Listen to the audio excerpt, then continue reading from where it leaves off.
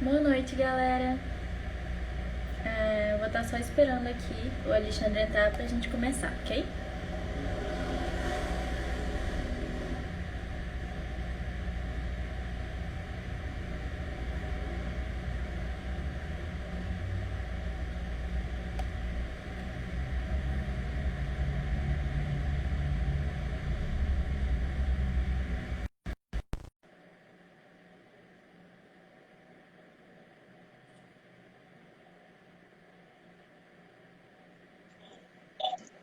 Oi, eles Olá, tudo bom? tudo. Então, gente, boa noite. A nossa live hoje é com o professor Alexandre. Com o Alexandre, ó. André, Pois, André, mil desculpas. Eu tô de live. sem problemas. Alexandre é o nome do meu pai, não tem problema nenhum. Aí, ó. Pronto, Tá tudo quase que certo. certo. É, Então, André, para começar um pouco, conta pra gente como que é essa área de materiais e tudo mais, pra galera começar a ter. tá, eu vou me apresentar rapidinho, para as pessoas que não me conhecem, né? Meu nome é André Simões, eu sou professor da Faculdade Senai CETIC do Rio de Janeiro, trabalho na Faculdade de Engenharia Química, e aí em contato com o pessoal da Semana de Engenharia Química da Faculdade Federal do Espírito Santo, eu fui convidado e a gente trocou algumas ideias para fazer parte dessa live.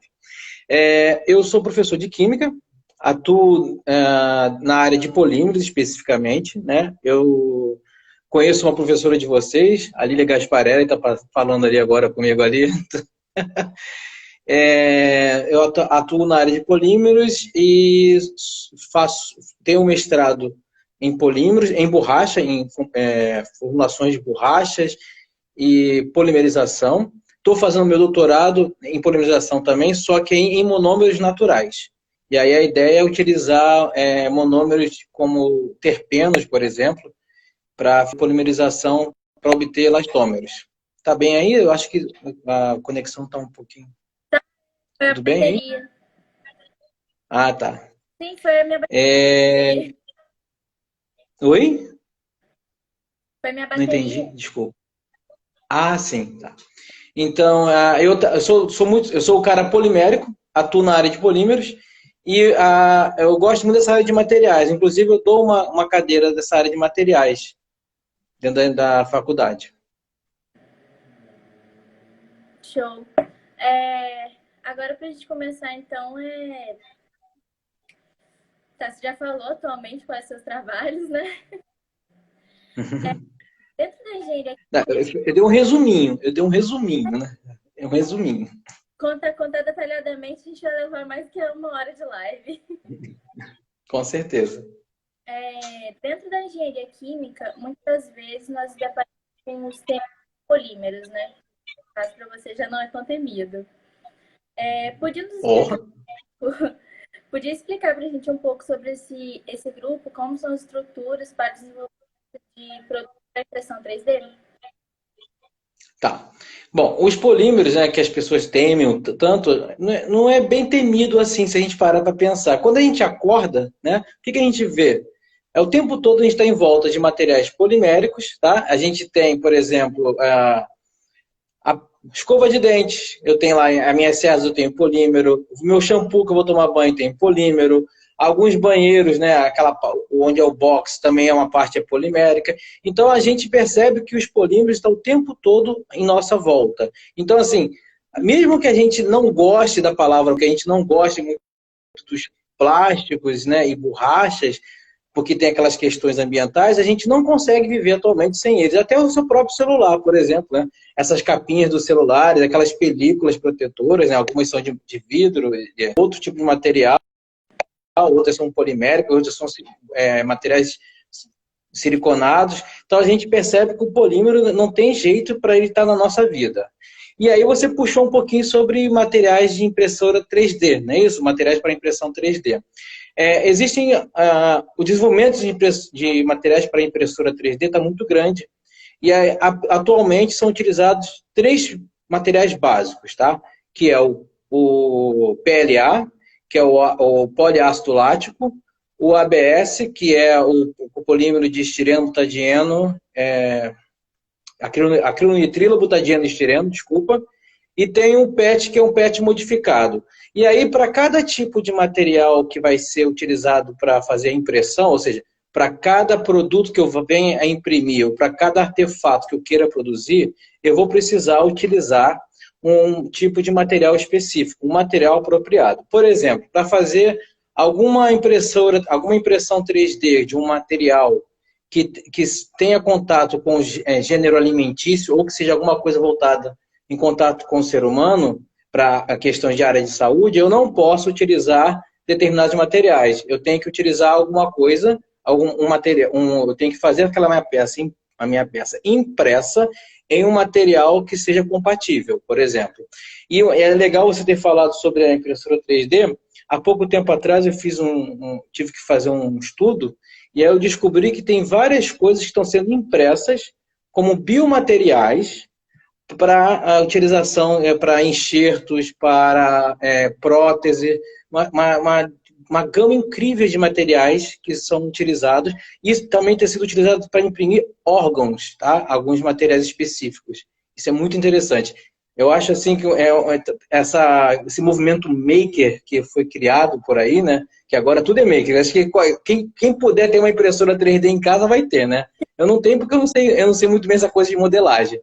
Mas se você parar para pensar, é uma coisa, imagina, eu preciso criar uma peça para o meu celular. Por exemplo, a gente estava até conversando antes, nos bastidores, para como fazer para apoiar, né, o celular aqui, né? Por exemplo, eu botei o celular, estou aproveitando a luz da minha tela do computador para iluminar a minha cara e coloquei aqui o celular suportado no meu computador. Se eu tivesse uma impressora 3D, eu faria um suporte rapidamente, colocaria aqui. Então, olha a vantagem, né? E aí eu utilizaria um polímero. Mas tem uma desvantagem em ter esse movimento maker com esse monte de materiais poliméricos para serem impressos. Você saberia você chutaria essa desvantagem? Tenho nem ideia. A desvantagem imagina, eu criei uma peça, não quero mais essa peça, vou jogar fora. Vou lá, imprimo outra peça, não quero mais isso não, jogo fora. Você imagina o acúmulo de resíduos poliméricos que vai ser gerado. Então, assim, além de ser um ótimo artifício, uma ótima saída essa questão da impressora 3D, a gente tem que pensar também o quê? Que mesmo com essa modernidade, temos que tomar cuidado com a disposição dos resíduos. Porque senão, mais uma vez, os polímeros vão ser o quê? Os vilões da história. Aí vão criar aquelas leis fantásticas, né? Que proíbem uma série de coisas porque acham que isso vai impedir que o material polimérico venha cair, seja mal depositado no meio ambiente. Tem até uns estudos agora para tentar reaproveitar esses polímeros. Eu tenho visto também que tem gente produzindo aquelas malas de polímeros, elas estão sendo feitas com polímeros já utilizados, estão sendo pensados e sendo reutilizados, né? Sim. Existem muitos estudos de reciclagem e reaproveitamento desses materiais, tá? O que é mais utilizado, o que é mais aproveitado são para fazer antes, né, dessas leis que tínhamos, né, que nós temos agora, que é a proibição das sacolas, que elas têm que ser feitas com uma parte de material biodegradável. Era muito utilizado, eles pegavam aqueles refugos, aquela matéria-prima que não era muito boa para ser utilizada em determinado processo, eles utilizavam ela para fazer essas sacolas. Então, assim, era uma maneira de se aproveitar. Tanto que quando você... Já viu como você vai em alguns mercados, tem aquela sacola que tem um cheiro forte, né? Aquele material plástico que lembra, sei lá, parece percevejo, parece uma coisa assim, não tem? Não tinha umas coisas assim? É material reciclado, é um material que era inutilizado, que poderia ser, que às vezes até queimava um pouco em outro processo e reutilizavam para fazer as sacolas. Na verdade, tentavam fazer uma série de coisas. O que tem se procurado fazer hoje em dia é utilizar materiais mais sustentáveis. E também tem tentado, algumas pesquisas têm sido feitas de materiais biodegradáveis também, para utilização com esses materiais. Só que acontece o seguinte, Laís, né? Só que acontece o seguinte, Laís, se você tem um material, uma mistura, né? Vamos supor, tem 70% do material polímero e 30% de material biodegradável. Aí você faz uma mistura. O que vai acontecer? 30% desse material degradado, biodegradável, vai ser consumido, certo? E os outros 70% vão continuar lá, né? É menor a quantidade? É, mas eu não acredito que não possa ser melhorado esse tipo de coisa. E aí os cientistas, a academia, algumas empresas têm tentado desenvolver alguns materiais que possam melhorar esse tipo de biodegradabilidade do material. Tá? Entendi. Perguntas difíceis dessas suas, hein? Nada. Perguntinhas. Só umas aí que brotaram. O que seriam os materiais supercondutores e de que forma isso pode influenciar no dia a dia de todo mundo? Tá. Acho que a maior parte das pessoas, né, mas vou me direcionar direto a você, né? Já viu algum filme, algum desenho que tem aqueles trens, aqueles transportes que não encostam no trilho? Já viu isso? Algum filme, algum desenho? Então, aquilo ali, na verdade, como uma parte das ficções científicas, acabam sendo transformados na realidade, né? Você tem um material. E esse material, na grande maioria, esses supercondutores, na sua maioria, esses supercondutores são materiais cerâmicos, tá? E aí eles são colocados a baixíssimas temperaturas, quase ao zero absoluto. Não chega a ser tanto, né? Mas vai quase ao zero absoluto. E aí eles começam a ter o quê? A questão de condução eletromagnética. Então, eles são muito utilizados para... E aí você não tem... Esqueci a palavra. Você tem trocas de elétrons de um lado para o outro sem ter nenhum tipo de obstáculo. Pronto, consegui. Sem ter nenhum tipo de obstáculo. E aí, por exemplo, no Rio de Janeiro, no Paraná, na Universidade Federal do Paraná, na Universidade Federal do Rio de Janeiro e na UERJ, se eu não me engano, que também é no Rio de Janeiro, fizeram um consórcio onde eles construíram um mini trem, eles chamam de maglev, que é levitação magnética. O que acontece? O material, eu tenho um metal que fica super resfriado, e aí ele gera aquele campo magnético. Aí você coloca um metal e aí você consegue, a única coisa que você vai ter é o atrito de você empurrar pelo ar aquele outro componente. Então, você consegue obter elevadas velocidades. No Japão, eles fizeram um trenzinho que chegou a 550 km por hora. E aí vamos pensar nas vantagens que nós temos para a gente. Você imagina, a desvantagem é o custo do material, mas eu tenho uma manutenção muito mais barata do que se fosse trens de trilhos. Eu tenho a questão de transporte. Você imagina o quanto de economia de tempo que a gente não teria para fazer uma viagem daqui a outro estado, por exemplo. Ou então, a gente tem a ponte aérea, né, que é muito utilizada. Se você consegue 550 km por hora de um trenzinho, então eu acredito que você conseguiria fazer se a gente faz 6 horas de carro, isso seria reduzido a um tempo monstruoso. A própria manutenção desses equipamentos é mais barata. Mas aí, para a gente ter esse desenvolvimento, a gente precisa que tenha materiais mais baratos e precisamos que tenhamos políticas que possam favorecer esse tipo de coisa. Mas aí a gente vai entrar numa discussão, que seria umas 4 ou 5 lives sobre políticas públicas. Você mencionou que não teria atrito em si, então a gente só teria o atrito de empurrar mesmo. Isso. Se ele não tem atrito, como que ele para? Por conta, justamente, aí a ideia é que tenha bloqueadores, que você possa cortar justamente o campo magnético. E aí ele seria freado. Quer ver? No YouTube, se vocês colocarem maglev, vocês vão ver esses trenzinhos. Tem uns 2 ou 3 vídeos sensacionais falando sobre isso. Vale muito a pena. Olha, eu fico horas vendo esse vídeo, que eu acho sensacional aquela questão de como é que eles fazem. E aí eles mostram um projeto de um trem gigantesco que pode ser feito. É sensacional isso. Muito legal. Vale muito a pena. É muito interessante, realmente. É uma coisa que a gente, sim, sempre foi E já existe. A tecnologia já existe. Então, é inimaginável. O que falta é a gente ter investimento nessa tecnologia. Aqui na Universidade Federal do Rio de Janeiro, eles tinham um projeto que era para rodar o campus inteiro. Só que aí, acaba dinheiro aqui, acaba dinheiro ali, eles fizeram como se fosse um trajeto de 800 metros, eu acho, nem chega nem a ser 1 quilômetro o tamanho do trajeto que eles criaram. A ideia era criar um trem que passasse, você imagina, um trenzinho desse passando por toda a universidade. Você imagina na sua universidade, que eu não sei mais ou menos o tamanho, mas é uma cidade universitária, provavelmente. Então, você imagina um trenzinho desse circulando o tempo todo ali, fazendo o transporte dos alunos. Olha o quanto que a gente economizaria de tempo, né? E é uma economia sensacional. Essa Nossa, questão do tempo se fosse pra e povo, a galera ia amar. A gente tem um morro para subir a UFES de Alegre, que ó, é. tem alguém falando aqui, ó. Maglev Cobra, orgulho nosso, ó. Arthur Prado. Aí, ó, deve ser lá da UFRJ do Paraná. Alguém fala. Tem bastante gente aqui, de quase todo o Brasil seguindo a gente também. Aí Ah, eu tenho legal. a toda da UFRJ. Ó, da UFRJ, exatamente. Isso aí. Tem uma galera muito empenhada nisso. É muito legal. Eu não consegui andar ainda, mas um dia eu vou andar. Só vejo ele lá, na paradinha lá.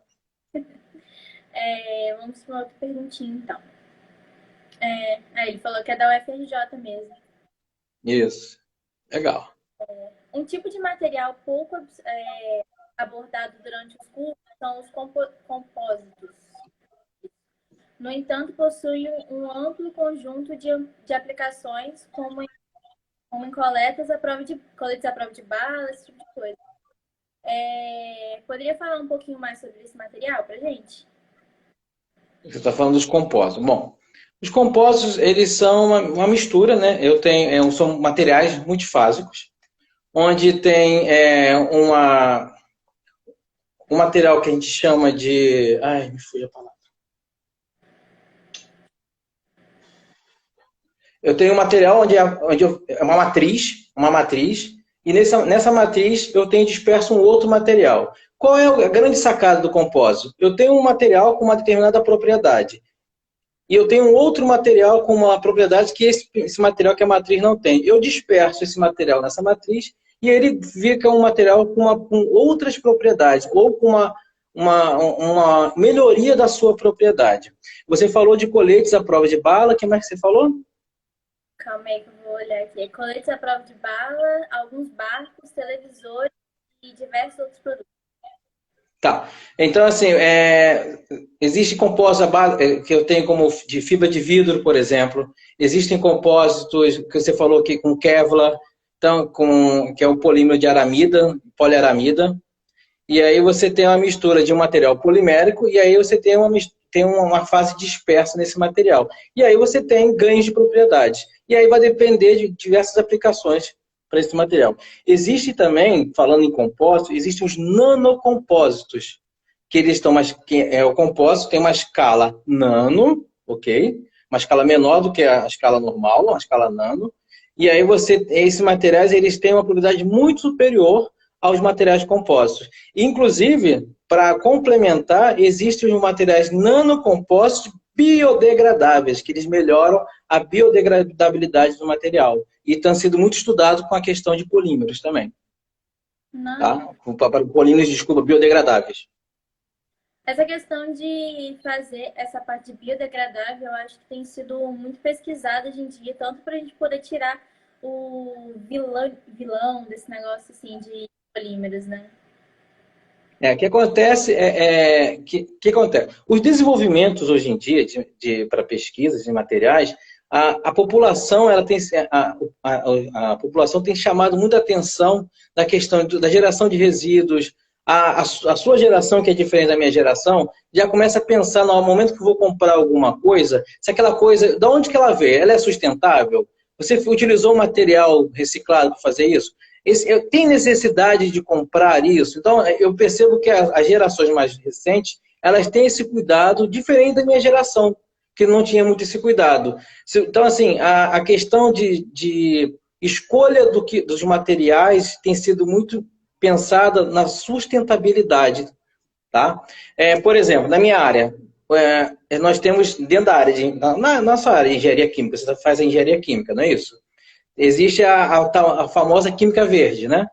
Uhum. E tem os 12 princípios da química verde. Tem se trabalhado bastante nesses processos químicos para se obter produtos que se enquadram dentro dessa filosofia que é a química verde. E assim, muitas das vezes a gente tenta puxar um pouquinho a sardinha. Ah, o meu projeto é mais química verde. Por quê? Para você ser alguma coisa de química verde, não necessariamente você precisa aplicar os 12 princípios. Mas assim, você pode aplicar um ou dois princípios. No meu caso, por exemplo, eu estou produzindo borracha. Borracha é um dos grandes, né? O meu estudo é fazer uma borracha no meu doutorado. Fazer borracha é um dos grandes vilões. Olha a quantidade de pneus que eu tenho aí, né, jogado no meio ambiente, né?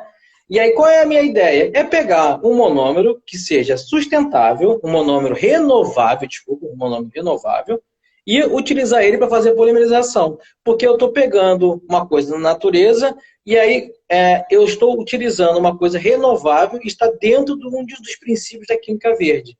Então, aí você fala, mas professor, isso é pouquíssima coisa. Sim, é um aqui fazendo um negocinho, é o outro fazendo algum negocinho. As tecnologias que existem, as metodologias que nós temos, as técnicas de polimerizações que nós temos, por exemplo, ainda não facilitam, né, esse tipo de desenvolvimento. Mas eu acredito que daqui a 5, 10, 20 anos, tudo isso possa melhorar. Por exemplo, na minha época, quando eu era estudante de nível médio, quando eu fiz o meu técnico em Química, tranquilamente a gente achava dentro de um laboratório o benzeno, o tolueno. Hoje em dia, é proibido ter esses materiais em laboratório. Pelo menos o benzeno, eu sei que é proibido ter dentro de qualquer... ele deveria ter sido banido, né, dos laboratórios. E a utilização de solventes aromáticos é uma questão também que tem se procurado muito para exterminar a utilização, para acabar com a utilização desses tipos de solventes. Tanto que algumas empresas têm desenvolvido o quê? Adesivos, né? A base quê? A base d'água. Tentando tirar o solvente. Tanto os solventes aromáticos quanto os solventes alifáticos, né? Então é uma questão de desenvolvimento. E eu acredito que no futuro a gente vai deixar de usar uma série de coisas que a gente não consegue não deixar de usar atualmente. Sobre aquela questão que você mencionou de ser só pouca coisa, eu, por exemplo, eu parto muito do princípio que a gente tem que começar, porque às vezes um que você concluir, outra pessoa pode ter uma ideia em cima que vai gerar mais um pouco e um dia a gente vai chegar aonde a gente realmente quer. Quer ver uma coisa que você falou também agora? Sim. Por que uma pessoa pode ter uma ideia? Por que uma colaboração, um coletivo, a gente não pode ter essa ideia, né? Por que a gente não pode fazer uma roda de conversa como essa que a gente está fazendo aqui, a galera entrando aqui? Ah, por que a gente não experimenta isso? Através dessa colaboração. Hoje em dia, o que mais tem se prezado? Né? Colaboração. Trabalhar em coletivo. A gente sabe que uma pessoa sozinha não consegue fazer nada, né? Então, a gente sabe que se a gente trabalhar com outras pessoas, trazer as ideias... Qual é o grande problema que eu vejo hoje em dia? Eu acho que isso está diminuindo bastante. É que as pessoas têm medo de falar do que está fazendo para que o outro não vá copiar. Né? Não tem muito disso? Muito. Então, assim, mas isso eu ainda acho que assim, não tem mais como fazer isso. Por exemplo, na minha época de estudante de nível médio e de graduação, eu trabalhei no local que os caras, uma empresa trazia um determinado material. Eu gostaria que você investigasse isso aqui para mim. Porque a empresa onde eu compro isso não quis me dizer como é que é feito. Hoje em dia, né, então assim, pagava-se absurdo para você descobrir, né, do que o material era composto. Hoje em dia isso é a coisa mais fácil de fazer no laboratório de química, por exemplo. Você tem lá uns equipamentos simples, você consegue determinar que material tem ali. Então, assim, esse negócio de segredo, de não deixar o outro saber o que eu estou fazendo, eu acho que hoje em dia não tem problema quanto a isso. Se você tem pessoas que podem colaborar com o seu trabalho, pessoas que podem acrescentar na sua pesquisa, eu acho que isso é maravilhoso. Por exemplo, no meu doutorado, eu trabalho com outras 3 pessoas que têm uma ideia muito similar que a minha, que a gente trabalha com o mesmo tipo de monômero, e a gente se ajuda o tempo todo. Vamos fazer isso. Agora mesmo eu estou escrevendo um artigo com eles de revisão, onde assim, cada um vai puxar a sardinha para o seu lado e vai juntar tudo. Mas assim, eu e mais outros 2 rapazes estamos trabalhando com o mesmo monômero, que seria um monômero que ninguém poderia estar sabendo que a gente está utilizando. Até para a gente conseguir esse monômero é difícil, porque a empresa que fornece não quer fornecer o monômero porque ela vende exclusivamente para outra empresa. Então fica com medo de ter qualquer tipo de desenvolvimento e aí ela pode perder mercado, ela pode perder uma série de coisas, né? Mas assim, eu acho besteira, eu acho que para a gente desenvolver produtos, desenvolver a ciência, desenvolver qualquer tipo de coisa dentro da academia, a gente tem que fazer divulgação.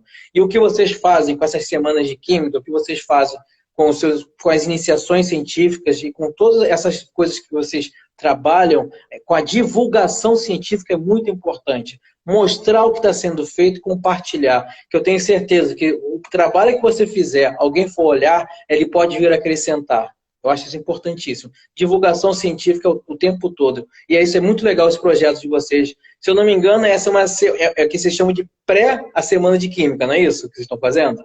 Pré-SecUFES. Então, isso é muito legal. Vocês já estão trazendo, vocês estão alimentando as pessoas, deixando as pessoas com vontade de assistir os eventos de vocês.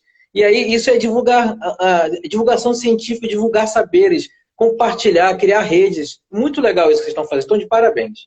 Olha que nem todas as instituições fazem isso.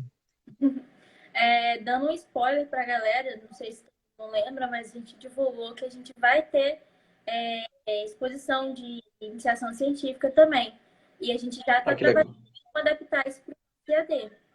Que vai ser Vai adaptar pelo modo virtual, né? Vocês vão fazer essas exposições, né? Ah, que legal, muito legal. Isso é importantíssimo. Mostrar o que vocês estão fazendo. Isso é fantástico. Muito legal isso. Eu adoro essas coisas. Eu também não. Só nunca fiz um IC ainda. Pretendo. Você está em que período? Tô no quinto. Mas já está na hora de fazer, hein? Está na hora de fazer isso aí. Vamos com calma. Vou começar. Eu vou ficar parado. É verdade, né? Tem porém. Tem esse grande porém. O evento foi... o Arthur tá dizendo ali, ó. O evento foi divulgado aqui pela Escola de Química da UFRJ. Tá vendo? Compartilhamento. Isso é uma pessoa, a galera lá da UFRJ tá divulgando o evento de vocês. Sensacional isso. Muito legal isso. Parabéns mesmo, pessoal. A gente tem feito muitas parcerias com instituições e todo mundo, não só a nossa UF, como de fora também, para poder tentar mais conhecimento para a galera. Porque como está sendo uma coisa online, é muito maior o âmbito que a gente consegue chegar, né? Entendeu? Muitas pessoas conseguem ver isso agora. Eu acho que, assim, a única coisa boa que a pandemia trouxe foi isso. Foi isso. A gente quebrar essas barreiras, né? Assim, eu acho que essa é a única coisa boa que esse Covid-19 trouxe de bom pra gente aí, foi essa questão da gente inserir mais coisas no modo virtual, sabe? Eu acho isso muito legal mesmo. É muito bom e muito importante esse compartilhamento de ciência brasileira. Sim, eu concordo. Com certeza. E vocês que são os jovens, vocês que são os alunos, que estão lá na ponta lá, vocês são a força motriz para que essas coisas mudem, que essas coisas aconteçam. A gente, assim, é muito gratificante ver os alunos se juntando, criando redes, criando comunidades e gerando esse tipo de coisas. Eu acho isso importantíssimo. Vocês são o que faz mover isso tudo aí, tá? Vocês não podem esquecer dessa força que vocês têm. Isso aí, galera. A gente é quem manda daqui pra frente. Vamos voltar, né? Muitas vezes ouvimos falar sobre o grafeno, por ele ser muito fino, quase um fio de cabelo, ou então até mais forte do que um aço, ou mais leve que o aço. Aí a gente queria saber o que garante essas propriedades para ele.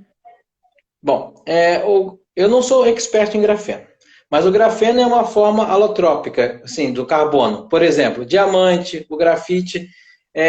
Então, o grafeno, basicamente, é um material constituído por camadas finas de grafite. Imagina uma molécula do benzeno. Imagina a molécula do benzeno, só que não é benzeno, né, porque não é aromático. E aí tem os átomos de carbono todos interligados em esses hexágonos. Tá? E aí ele forma essa estrutura bidimensional. E aí você pode colocar, se você for colocar essas folhas uma em cima da outra, né, você não consegue ter uma altura muito elevada. E essas partículas de carbono, essa estrutura bidimensional, ela confere propriedades maravilhosas a esse material.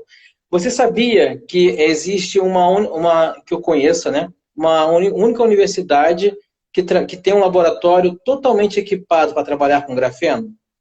É uma universidade em São Paulo. É uma universidade da Mackenzie de São Paulo. Ela tem um laboratório totalmente equipado para isso. E uma outra coisa que eu sei do grafeno que eu posso dizer para você, legal, que é o grafeno ele vale mais do que o ouro. Uma folha de grafeno ela vale mais do que o grama do ouro. Se eu não me engano, o grama do grafeno está $100, se eu não me engano. Um grama do grafeno. Você sabia que o grande problema do grafeno é a produção? É como produzir. Então, assim, por isso que ele tem um valor muito alto. O seu custo é muito alto. Porque é muito caro produzir. Mas já tem empresas que já estão desenvolvendo processos para a produção e com isso vão baratear a produção de grafeno. Muito interessante. Então, Tem uma pessoa aqui fazendo uma pergunta. Qual é o melhor, aerogel ou grafeno? No setor industrial criminal? Olha, como eu falei, eu não sou expert em grafeno. Eu não sei responder essa pergunta do aerogel ou grafeno. Mas eu sei que para fugir pela culatra dessa pergunta do coleguinha, eu posso dizer para você o seguinte, que o grafeno já tem sido muitas pesquisas utilizando para fazer materiais inteligentes. Por quê? Porque como ele pode ser misturado, estão vendo vários tipos de misturas com outros materiais, adquirindo propriedades. Já tem pesquisas fazendo tecidos, né, que ele tem grafeno em sua constituição. E aí você pode fazer, por exemplo, uma camisa inteligente. Essa camisa inteligente, essa roupa inteligente, ela pode monitorar você, monitorar o seu batimento cardíaco, monitorar a sua temperatura, porque o grafeno tem essas propriedades propriedade mecânica, tem propriedade elétrica, ele conduz, né? Ele é um bom condutor nesse sentido. Tá? Então, assim, ele tem sido muito estudado para diversos tipos de aplicações. Uma vez eu vi uma tela de celular que estavam construindo, que você poderia torcer essa tela de celular, que ela não quebraria de grafeno, por exemplo. Seria mais ou menos, por exemplo, o negócio novo, acho que era da Motorola, que voltou aquela tela que... Eu vi que eu estava pesquisando esses dias, mas eu não descobri ainda. Inclusive, eu achei muito legal. Pegou aquele celular antigo, que é o StarTAC, se eu não me engano, e aí ele fecha. Só que já tem um problema, parece que já está começando a ficar com uma marquinha ali. Eu imaginei que fosse acontecer isso, né? Que é uma primeira experiência, né? Então, eles estão fazendo uma primeira... E é isso aí, com certeza, com o tempo, a tecnologia vai melhorar em relação a isso. Mas eu também achei aquele celular sensacional. Eu não descobri do que é feito ainda. Eu achei muito interessante que voltou essa questão e você pegar uma tela touch, né, que agora só usa isso, para poder dobrar ela. Eu achei interessante. E voltar ela ao normal, né? Você exerce uma força e depois você volta com ela e a ideia era não ter nenhum tipo de problema, né? Triste que está acontecendo os probleminhas, né? Mas é uma revolução muito interessante. Com certeza. Muito, muito legal mesmo. Tá.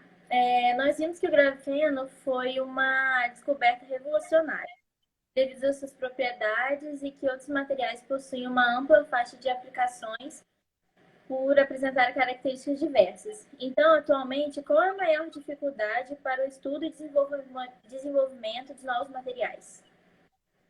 Primeiro, assim, eu vou falar aqui, mas não necessariamente nessa ordem de prioridades, tá? Disponibilidade de matéria-prima. Eu penso sempre em mão de obra qualificada. Eu penso em investimento, né? Então, a gente sabe que hoje em dia a questão de investimento para pesquisa está um pouco conturbada, aí tem um contrabalanceamento, aí, um desequilíbrio, né? Uma equação não balanceada, vamos brincar, né? Ou um equilíbrio químico deslocado para o reagente, não para o produto, né? E aí a gente tem essa questão de investimentos que está sendo baixo, a questão da disponibilidade de matéria. Por exemplo, o grafeno ainda não temos, né, grande disponibilidade de matéria-prima. mas já estão sendo feitos processos para que a disponibilidade aumente. E aí, se eu aumento a disponibilidade, eu baixo o custo, né? Eu também tenho a questão de mão de obra qualificada. Por exemplo, se eu não tenho esse material muito disponível para trabalhar, como é que eu vou qualificar pessoas para estudar com esse material? Entendeu? Então, assim, eu acho que essa é uma das grandes dificuldades que nós podemos ter em relação a isso. E outra coisa também, a exigência do mercado, né? Eu não sei como é que está na área de vocês aí, na região de vocês, mas eu ainda acho que a indústria ela está muito longe, ela deveria estar mais próxima ainda da universidade. Eu acho que a gente tem que continuar tentando trazer as empresas para perto da gente, continuar abraçando. Se a gente pensar de 10 anos para cá, as empresas estão muito mais próximas. Mas eu acho ainda que nós devemos ter uma aproximação maior com as empresas. Tá? Não estou dizendo a questão de deixar a empresa mandar na universidade. Não estou falando disso. Estou dizendo que, para a questão de investimento, a gente tem que ouvir mais o que as empresas querem, a gente tem que levar mais soluções para as empresas e vice-versa. Se a gente leva uma solução para a empresa, ela com certeza ela vai injetar dinheiro na universidade. Então, a gente tem que ter um pouquinho mais de conversa. Eu acho que já se conversa bastante, eu acho que tem que melhorar, tem que chamar mais para o tete-a-tete. Chamar para tomar um café, sabe? Fazer, como vocês dizem, uma resenha. Eu acho que a gente precisa um pouco mais dessa aproximação maior ainda com a empresa, com as empresas. Eu concordo plenamente e um grande problema que a gente tem do nosso campus até é essa questão, porque o nosso campus ele é meio que rural, digamos assim, porque Entendi. ele é interior. Então, temos a Grande Vitória, só que o nosso campus ele é em Alegre, que é bem distante. E, tipo, as grandes empresas que a gente teria mais perto seria, por exemplo, aqui em Cachoeiro, que é a 60 quilômetros de distância. Então, já é um pouco de empecilho. Aí depois daqui já vamos para lá em Vitória, que é 4 horas de ônibus, de Alegre até Vitória. Eu acho que a gente tem que, assim, tem várias questões que têm que ser trabalhadas. Questões de investimentos, políticas públicas, aproximação, bater na porta das empresas. Uma coisa que eu ouvi há pouco tempo atrás é a criação de hubs de inovação, que são setores dentro das instituições em que elas vão procurar as empresas para discutir o que a gente pode trabalhar juntos. Discutir se você tem uma dor, eu tenho esse remédio. Se você tem uma dor, eu tenho essa solução para você. Eu acho que isso é importante ser trabalhado. Eu não acredito que isso pode ser criado por vocês aí, gerar essa massa crítica, buscar os seus professores. Assim, os professores estão ali para trabalhar, para dar aula, para orientar vocês, mas eles precisam ser retroalimentados por vocês. Eles precisam, assim, eles estão ali tentando fazer o melhor possível do papel de vocês, mas eles precisam do interesse de vocês. Vocês têm que bater lá na porta. Professor, eu estou com uma ideia. O que o senhor acha? Professor, eu pesquisei sobre esse material. É possível a gente fazer isso? Bate na...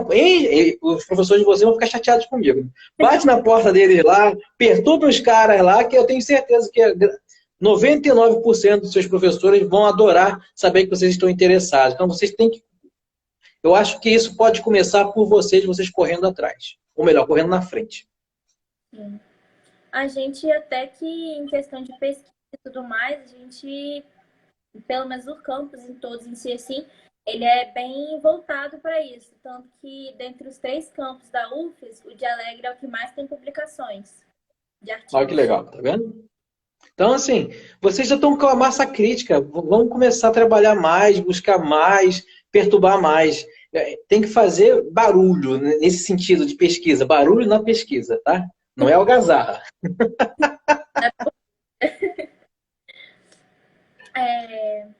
Dentre os materiais que se encontram no mercado atual, observamos muitos plásticos, resinas, borrachas, ligas metálicas e muitos outros, os quais demoram a se desgastar na maneira natural no meio ambiente. Como estariam as pesquisas de desenvolvimento das propriedades biodegradáveis? Foi até uma coisa que a gente já falou um pouco antes, né? Mas vamos tentar voltar um pouco para isso. Como que está a pesquisas nisso atualmente, né? Tá. O que eu sei é que com essas proibições de materiais plásticos, né, com essas leis de contra canudos, contra sacolas plásticas, tem se procurado, né, desenvolver bastante coisa. Assim, eu acho que foi feito de uma maneira errada essa lei, né? Foi utilizada de uma maneira errada, mas tem essas coisas boas, né? Está forçando um certo desenvolvimento para esses tipos de problemas. Eu acho que a gente tem que, por exemplo, eu vejo muito trabalhos teóricos em relação a isso também. Tem trabalhos práticos, eu tenho assim, eu vejo desenvolvimento de nanocompósitos biodegradáveis para você ter dar essa característica aos materiais.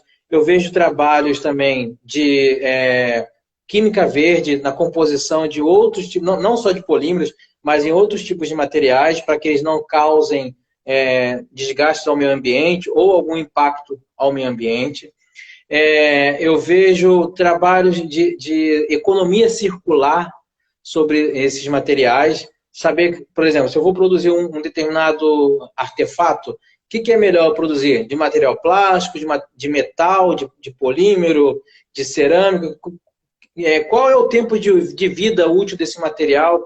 Se eu for descartar esse material, né, eu vou descartar ele de uma maneira adequada, eu posso reintroduzir ele na cadeia. Então, assim, eu tenho uma série de questões e também tem as questões, né, que quando você usa uma lei, você acaba forçando as pessoas a trabalharem um pouco mais porque começa a doer no bolso, né? Uhum. Então, assim, aí começa a desenvolver um pouquinho mais. Eu acho que o desenvolvimento dentro dessa área ambiental, tentar não causar impactos ambientais, ela está muito ligada ao que o mercado está exigindo. Por exemplo, muitos investidores estão parando de investir no Brasil por questões ambientais, sei lá, por causa da queimada. Algumas empresas estão procurando produzir coisas que sejam facilmente recicláveis, produzir artefatos que possam ser reintroduzidos no processo fabril, estão pensando em materiais mais biodegradáveis. Então, assim, isso é uma resposta às questões ambientais e à própria população. Como eu tinha falado anteriormente com você, a sua geração e as novas gerações que estão chegando, elas estão mais preocupadas com isso do que outras gerações passadas, né? Alguém falou alguma coisa aqui, ó. A professora Lilian. Eu também acho. Vilaniza muito material plástico e tira a responsabilidade do consumidor do descarte adequado, além do governo de fazer a coleta seletiva de forma eficiente. Eu acho que a gente realmente deve separar, vou aproveitar esse gancho, né? Quando a gente faz coleta seletiva, né? Eu fico impressionado que você, na sua casa, separa tudo bonitinho, aí vem um caminhão de lixo, faz o quê? Junta tudo, né? Junta tudo. Então, assim, a pessoa fica desmotivada, a pessoa perde um tempo, gasta um tempo dentro de casa separando lixo, aí vem um caminhão de lixo e junta, né? E aí, mas assim, eu falo para vocês assim, mesmo ficando chateado com esse tipo de problema, mesmo ficando irritado com isso acontecer, não deixa de fazer a sua parte. Não deixa de fazer a sua parte, justamente para você dizer que você tem sua responsabilidade socioambiental. Sim. Eu, por exemplo, até tenho um pouco de responsabilidade assim, nesse quesito, por exemplo. Sempre que eu vou fazer compra esse tipo de coisa, eu uso aquela sacola que a gente compra. Retornado. Isso, que não é a sacola de supermercado mesmo. Que já é alguma coisa que ajuda, né? Por mais que não seja muito, é menos sacola de supermercado que a gente usa. Assim, eu vou te confessar, eu tento fazer isso. Só que eu sempre esqueço a sacola em casa. A minha mãe, deixa eu esquecer, ela deu umas 5. Aí, de vez em quando eu pego caixa, mas aí a caixa às vezes também desmonta, aí cai tudo no chão.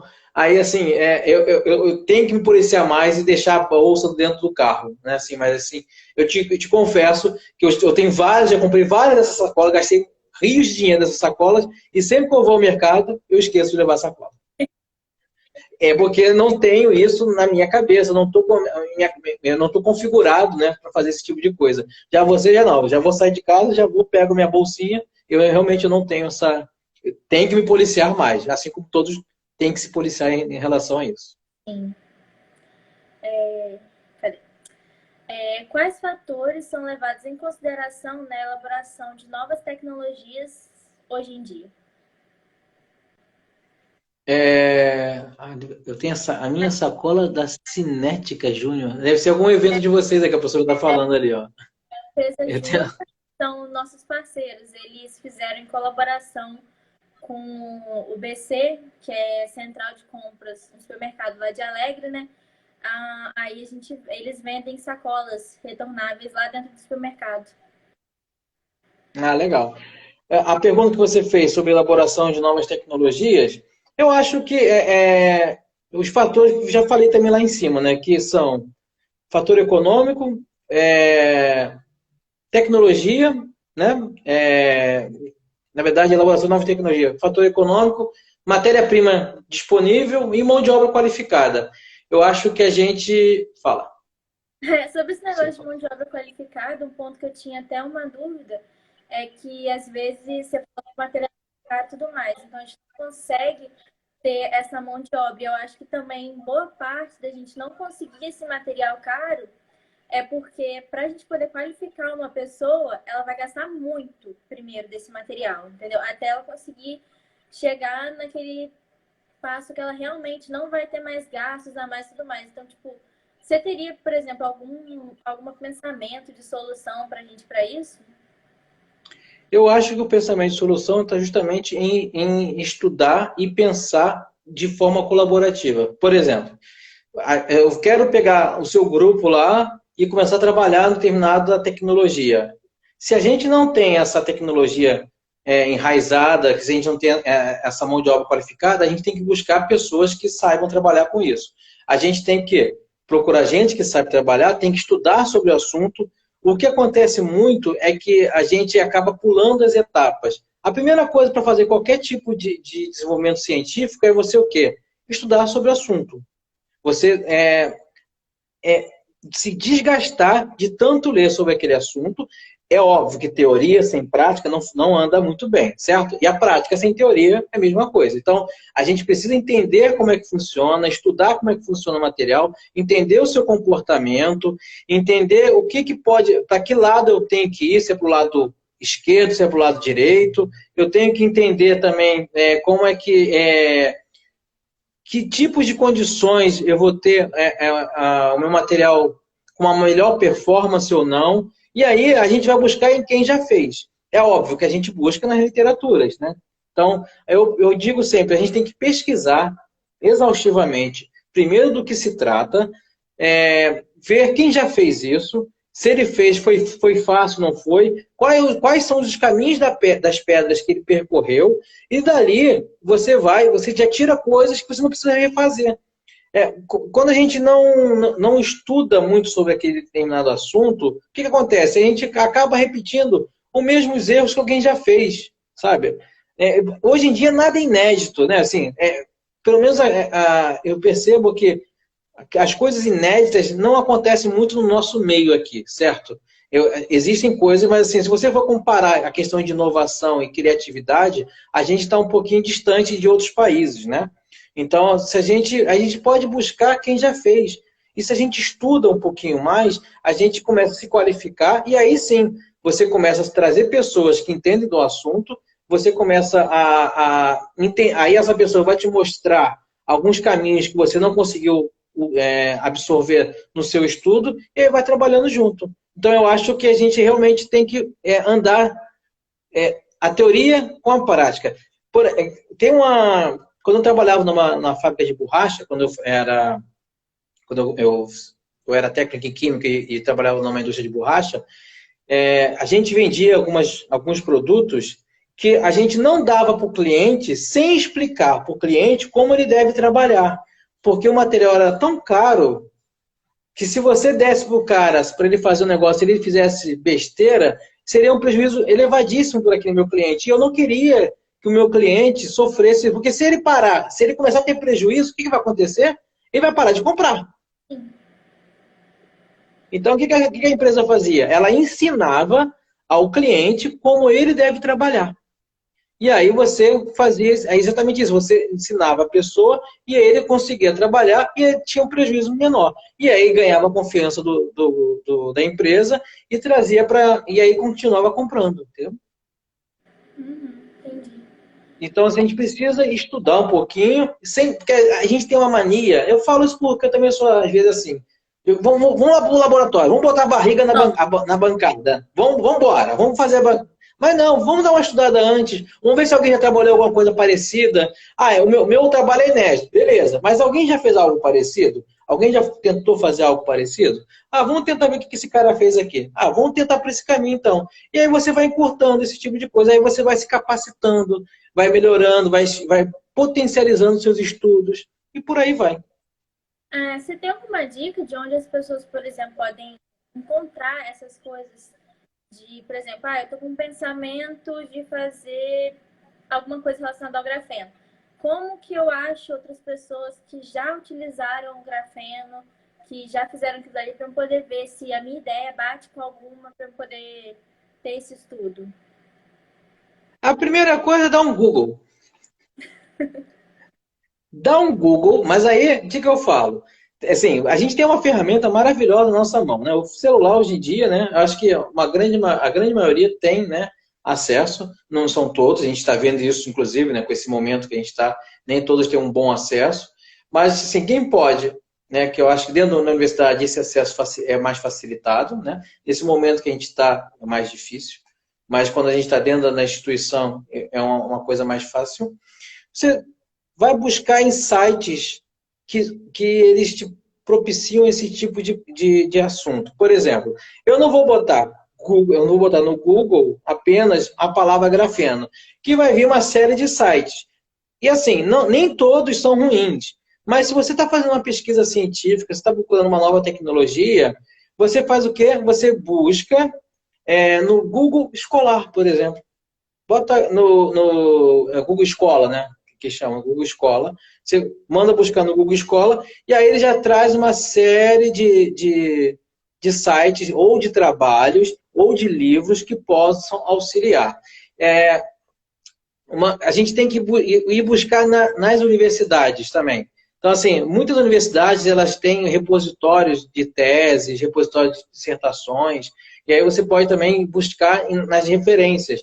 Por exemplo, em Portugal, a gente tem uma grande referência em materiais têxteis. Aquela da Mackenzie, ela é uma grande referência no Brasil em materiais que trabalha com grafeno.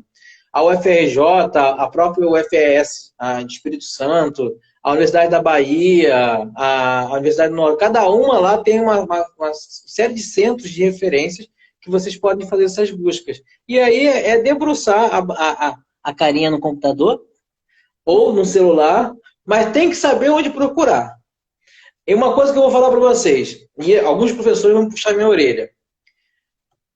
Quem nunca fez uma busca no Wikipédia? Quem nunca fez uma busca no Wikipédia, mas fez a busca e não falou que buscou no Wikipédia? Concorda comigo? Eu tenho certeza que um monte de gente aí, inclusive colegas, já fez a busca. Sabe o que eu digo que as pessoas fazem com o Wikipédia? O Wikipédia é aquele mercado perto de casa. Eu tenho que ir lá no mercado grande, mas tem aquele mercadinho ali na esquina ali que eu posso pegar alguma coisa. Muitos usam o Wikipédia assim.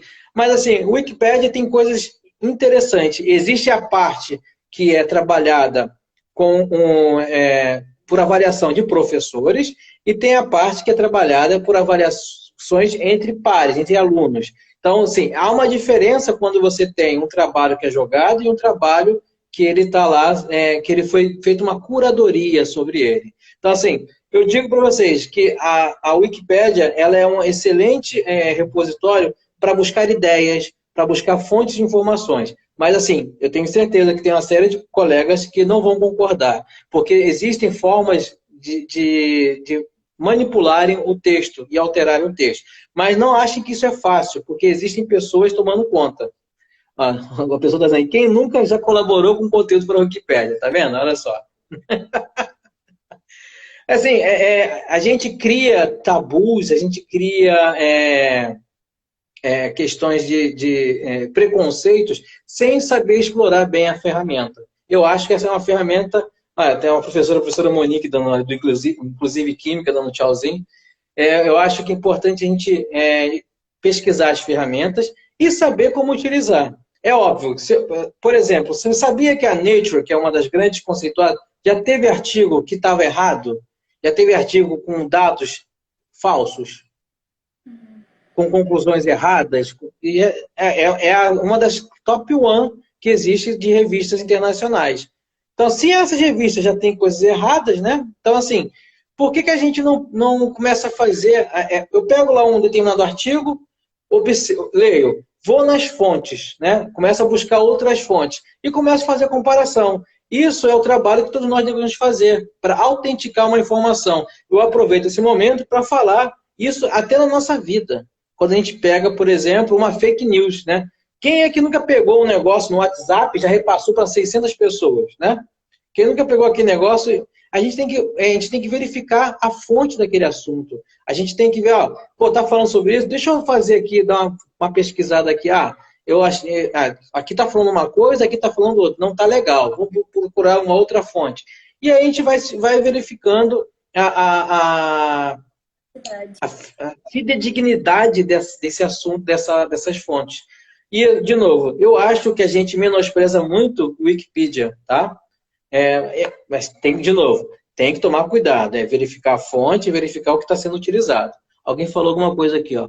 Eu uso o algoritmo a meu favor. Quanto mais você pesquisa sobre um assunto, mais o próprio sistema te encaminha dados sobre isso. Olha que legal. Ó, a Lilian também está falando. André, já falei isso com os alunos em aula. Tem muita publicação ruim em revistas de renome internacional. Eu ainda complemento. Quem faz a revista é o trabalho. Se a gente entregar trabalhos com qualidade, o nível da revista sobe. A gente tem que parar com esse negócio que foi criado, essa questão. O meu orientador fala muito disso, sabe? O meu orientador fala, o José Carlos Pinto, lá da COP, ele fala muito isso.